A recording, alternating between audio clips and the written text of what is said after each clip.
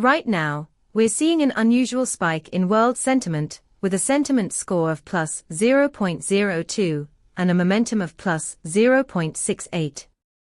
This is notable because it marks a significant shift from the historical baseline, suggesting growing positivity in global sentiment that could impact your decisions.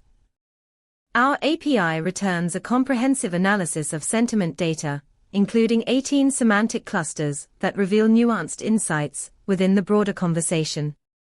For example, you could leverage this data to adjust your portfolio strategy based on emerging global sentiments, aligning your assets with positive trends. To dig deeper into this unique moment in sentiment, check out our documentation at pulsebit.lojenterprise.com/docs. Start harnessing this insight today.